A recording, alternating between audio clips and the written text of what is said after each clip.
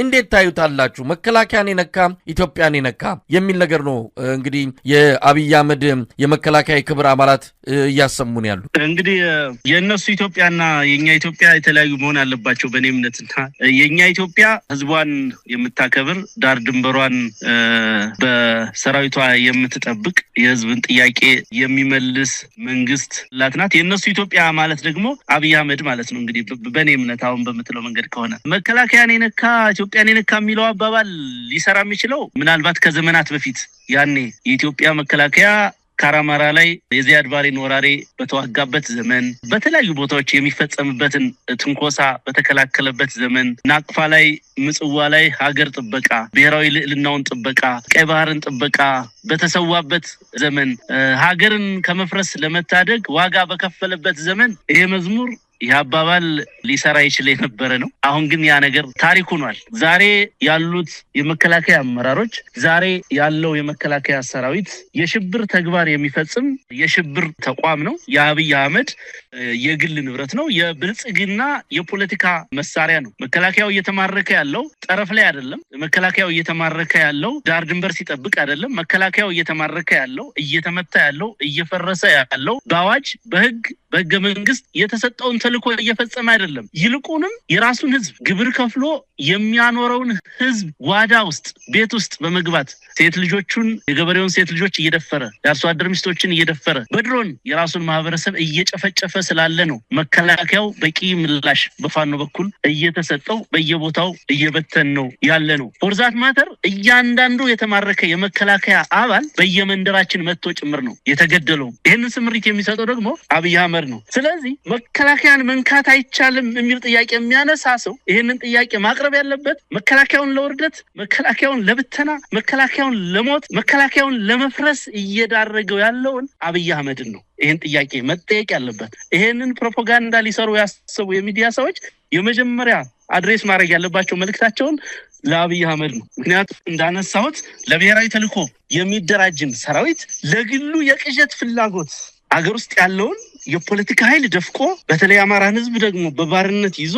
የዚህ የምስራቅ አፍሪካ ሱፐር ፓወር ለመሆን ደግሞ የሀገር ውስጥ አልበቃ ብሎት በውጮቹ በጎረቤቶች ላይ ጭምር እያመፀ እንደረባሽ እየሆነ ዛሬ ኢትዮጵያን በሁሉም አቅጣጫ ከበባ ውስጥ ያስገባ የፖለቲካም ፍልስፍናም የወታደራዊ ዕውቀትም ድንቅ የሆነ ግለሰብን ነው ይሄን ጥያቄ መጠየቅ ያለባቸው። እርግጥ ነው መከላከያ ተብሎ ስሙ በጉልህ ሊጠራና ሊከበር የሚችለው የኢትዮጵያን መለዮ ስለለበሰ ብቻ አይደለም፣ ኢትዮጵያዊነትን ስለተላበሰ ጭምር ነው ያ ስም ሊሰጠው የሚችለው። ነገር ግን አንዳችም እንደ አይነት ነገር አታይባቸውም። የመከላከያ አመራር የምትላቸው ጀነራሎች የምትላቸው አክቲቪስቶች ናቸው። እንግዲህ በሳምንት በቀን በየሚዲያው እየወጡ በየዩቲዩብ እየወጡ አንዳንዶቹም በግል ሶሻል ሚዲያ በከፈቱ ጭምር በተለያዩ ሀገራት ላይ ሲዝቱ ሲፎክሩ አንዳንዱ ሀገር ላይ እኮ የአንድ ሀገር መከላከያ ኤታማዦር ሹም በዚህ ልክ የሚናገረው ንግግር የአንድ ሀገር ጀነራል የሚያወራው ንግግር እኮ ትልቅ አጀንዳ ነው መሰለኝ። ትልቅ አጀንዳ ሆኖ አናሊሲስ ተሰርቶበት ለዛ ካውንተር ፕሮፓጋንዳ የሚሰራበት የጦርነት ዝግጅት ሁሉ የሚደረግበት ሁኔታ ነው። ነገር ግን የኛዎቹ እንግዲህ የውጭም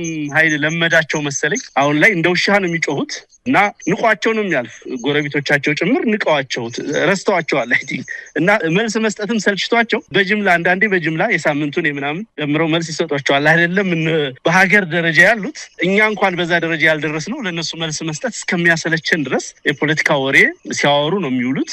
ከዲፕሎማሲያዊ ዕውቀት የተፋታ ከወታደራዊ ዕውቀት የተፋታ ጸረ ህዝብነትን ጭምር ሲያንጸባርቁ ነው የሚውሉትና እነኚህ ዘራፊ የመከላከያ ጀነራሎች የሚመሩት ወራሪ ሰራዊት ታችኛው ሰራዊት በአቅሙ ከእናቶች መቀነት ገንዘብ የሚቀበል ከአርሶ አደር ኪስ ገንዘብ የሚቀበል የአርሶ አደር በሬ አርዶ የሚበላ ፍየል በግ ቀምቶ የሚበላ መካከለኛው መኮንን ከተለያዩ የዞን ከተሞች ከክልል ከተሞች ካለ ነጋዴ አስሮ 300,000 400,000 ብር 1 ሚሊዮን ብር በጉቦ መልኩ እየተቀበለ ጉድጓድ እያስቆፈረ ረሽናለሁ እያለ የራሱን ህዝብ የሚዘርፍ ከፍ ያሉቱ ደግሞ በነገር ላይ ከፍተኛ ጀነራሎቹ ፉክክራቸው ዱባይ የሚሰሩት ቤት አውሮፓ የሚገዙት ቤት እያንዳንዳቸው ጊዜው ሲደርስ በታሪክ ፊት የሚጠየቁበት በፍትህ አደባባይ የሚቆሙበት ይሆናል። እያንዳንዱ ከፍተኛ መኮንን፣ እያንዳንዱ የእዝ አመራር፣ እያንዳንዱ የኮር አመራር በአረብ ሀገራት የተለያዩ ቦታዎች በዋናነት ዱባይ ላይ ቤት ለመስራት ነው ሽቅድምድሙ።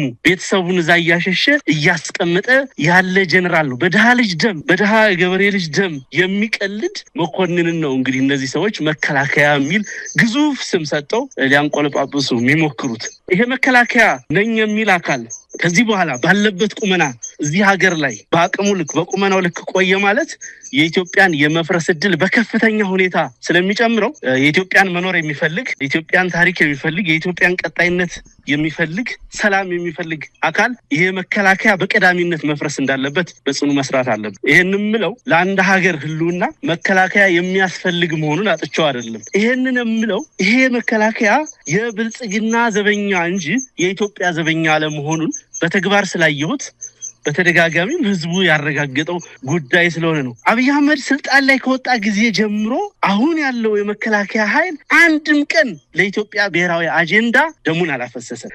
አንድም ቀን ለኢትዮጵያ ብሔራዊ አጀንዳ አንድም ነገር አድርጎ አያውቅም። ሁሉንም ጦርነቶች ያደረገው፣ ሁሉንም ውርደቶች የተከናነበው፣ ሁሉንም ምርኮኞቹን ያስረከበው፣ መሳሪያውንም ያስረከበው ለአብይ አህመድ የቅዠት ስልጣን በሚል ምክንያት ነው።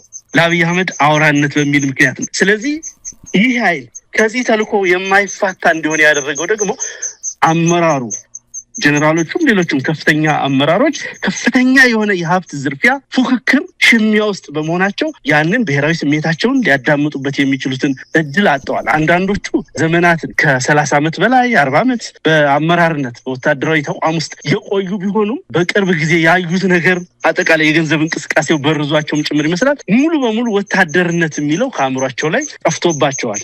ዘርፋችሁ ብሉ፣ ስልጣኔን ብቻ ጠብቁ የሚል አጭር ተልኮም ተሰጥቷቸዋል። በዛ መሰረት እየተንቀሳቀሰ ያለ ኃይል አሸባሪ ስለሆነ መበታተን፣ መፍረስ ነው ያለበት። እሱ ደግሞ በሚገባ እየተከናወነ ነው። እኔ አንዳንዴ የምናስባለው አብይ አህመድ እዚህ ሀገር ላይ መሪ ሆኖ ባይቀጥል ነው የሚገርመው። ምክንያቱም እንዲህ አይነት ሰዎች አይተን እንደሆን ከተለያዩ ዘርፎች ሰዎችን ሰብስቧል። ከቤተ ክህነት አካባቢ እነ ዳንኤል ክብረትን ወስዷል። ከሆነ ቦታ እንደዚህ የሆኑትን ሰዎች ወስዷል። እስልምና እምነት ተቋማት የሆኑት ተሰሚነት ያላቸውን ወስዷል። እዚህ ዩኒቨርሲቲዎችና ምሁራንን ከሚሉት ደግሞ ራሱ አብይ ባስተከለላቸው ጥርስ እየሳቁ በአማራ ህዝብ ላይ እየተፈጸመ ያለውን ጄኖሳይድ የሚቀልዱበት እንደነ ዳኛቸው አይነቶችን ወስዷል እና እንደነኛ አይነት ሰዎችን አጠራቅሞ ነው አብይ ስልጣን ላይ የቆየውና ራሱ አብይን ብቻ ሳይሆን ከጀርባው ያሉ ሰዎችም አረመኔ መሆናቸው በእርግጥም የሽብር ተግባርም በጣም በርካሽ ነገር በህዝባቸው በአገራቸው ላይ የጨቆኑ መሆናቸውን በግልጽ የሚያመላክት ነገር ነው። ምንም መገለጫ ሊኖረው አይችልም። አንድ በኩል የሚያስገርመው ነገር መንግስት ነኝ የሚል አካል የዜጎችን ደህንነት ወጥቶ የመግባት ሰርቶ የመኖር የመንቀሳቀስ መብታቸውን ማስጠበቅ በጣም ዝቅተኛው ትንሹ አንድን መንግስት ነው ብለህ ልትጠራው የሚያስችለው አንደኛውና ትንሹ ግዴታው ይሄ ነው። ነገር ግን ይሄን ግዴታ መወጣት አይደለም ያ እንዳይፈጸምም የበኩሉን ድርሻ የሚወጣ አገዛዝ መሆኑ ከመነሻው የተረጋገጠ ጉዳይ ነው። ገና አብይ ስልጣን ላይ በወጣ ማግስት ነው አዲስ አበባ ወጣቶችን የጨፈጨፈው። ከዛም ቡራዩ ሲያስጨፈጭፍ የነበረው አዲስ አበባ ዙሪያ ከዛ በኋላ የነበረው ምስቅልቅል የፈሰሰው ደም በኢትዮጵያ ታሪክ አይደለም በዓለም ታሪክ በእርስ በርስ ጦርነት በእንደዚህ አይነት መንገድ በመንግስት መር ጥፋት ተፈጽሞ የማይታወቅ ድርጊት ነው ሲያደርግ የነበረውና አሁን ላይ በዛ ነገር መከላከል እንደማይችል መልስ መስጠት እንደማይችል አውቆታል። አሁን ላይ ምን ላይ ነው ያላችሁት? ምናልባት በስልጠናና በአንዳንድ ውጊያዎች ስማችሁን ከሚዲያ ላይ አልጠፋም፣ ግን በትክክል ወቅታዊ ቁመናችሁ ምንድን ነው? የት ነው ያላችሁ? ያው የተለመደውን ስራ እየሰራን ነው። ውጊያዎች አሉ በተለያዩ ቦታዎች። በየቀኑ ውጊያ ሳይደረግ ውሎ ያቅም፣ በየቀኑ የጠላት ሰራዊት ሳይከዳ ውሎ ያቅም። በሁሉም አቅጣጫዎች በሁሉም ቀጠናዎቻችን በሸዋም፣ በወሎም፣ በጎንደርም፣ በጎጃም፣ በወለጋም ጭምር በርካታ ውጊያዎች ይደረጋሉ። ድሎች ይገኛሉ። ምንድነው አሁን ህዝባችን የለመደው ጆሮ ገብ የሆኑ ትልልቅ ዜናዎችን፣ ትልልቅ ድሎችን ይጠብቃል።